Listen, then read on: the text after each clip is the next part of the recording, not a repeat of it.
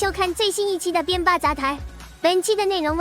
为什么原神不如边域巴士？众所周知，就在去年2025年举办的全球最具知名度和影响力的二次元游戏剧情评比的全球投票之中，我们的边域巴士大人一路披荆斩棘，荣获冠军，而我们的原神大人则在第二轮就惨遭胜利的女神淘汰。今天我就作为 URD13 开头的玩家始祖，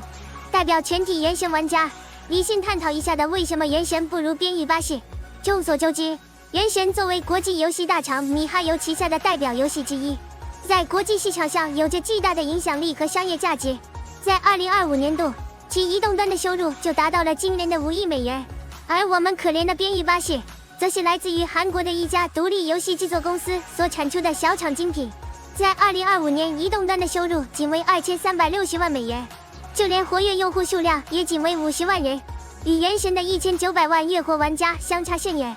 可恰恰就是这样一个不起眼的小厂独立游戏，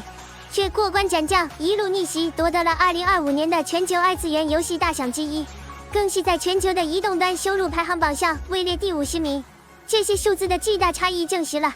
就连我们这些忠实的原神玩家在投票时，也会心服口服地将选票投给我们的对手边域巴士。本期节目就从潦草的画质引擎、深度不足的游戏剧情、数据膨胀的注定结局与糟糕的社区风评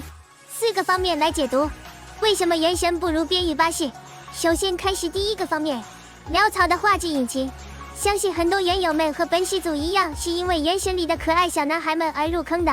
比如经典永流传的白丝温迪。但是人物建模的可爱与建模的糟糕并不冲突，这突兀的阴影与体积，这糟糕敷衍的草皮，虽然我们依旧可以尽情对着角色嘶哈嘶哈，但糟糕的建模和画质也可以说是鱼不眼瞎了。接下来让我们进入第二个方面，深度不足的游戏剧情。众所周知，边域巴士各罪人都代表了一本名著，比如但丁的神曲、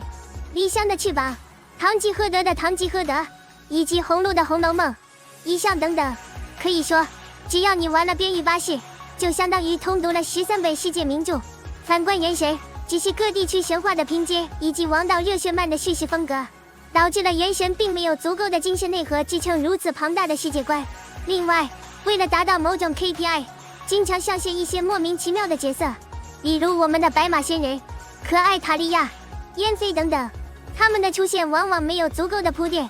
人物剧情过于稀疏和生硬，以及都出现在我们主角探索过的区内。这种先上车后补票的行为是错误的。虽然塔利亚很可爱，但是不如来点龟中复活、凭姥姥投胎之类的新角色。接下来是数据膨胀的注定结局。原神一路来的数据膨胀是有目共睹的，当初就连钟离大人的绝望大岩盾，如今也变成了路边一条，被挪得卡来的退休盗宝团老太太随意一脚踢碎，传奇草星酒被强制下线，水龙大人也无法跟上如今膨胀的数值，而我们最为古老的角色风神大人也迎来了补强。今后想必像是魔导会一样的老角色补强方式会不断上线，这更是证明了如今原神数据膨胀的可怕。不断的出新角色，不断的数据膨胀，之前抽到的老角色只能沦落仓管吃灰的待遇。反观我们的边域巴士大人，即使在3星角色遍地走2生不如狗的现在，当初的1星初始角色仍旧能够作为提供后台被动的一环被广泛携带，甚至你能看到大量的初始人格单通满制约15牢的视频。给各位原友解释一下什么是15牢。禁牢是边域巴士的高难本，最高难度为满制约15层，相当于原神的幽禁微战 N6 难度。初始人格单通满制约15牢，就相当于用安柏单通 N6 难度的幽禁微战，在原神里这是不可能的事，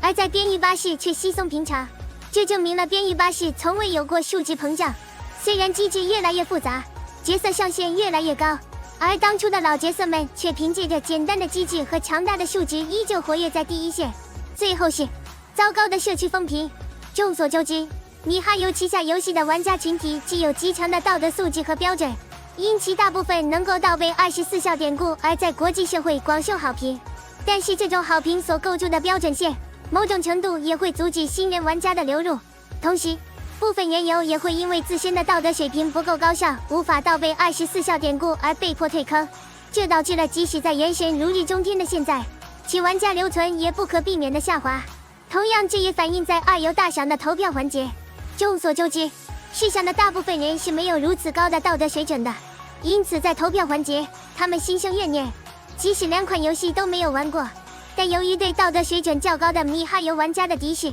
他们往往选择将票投给其对手，这也是导致边域巴士最终夺得2025年度2游大赏的重要原因之一。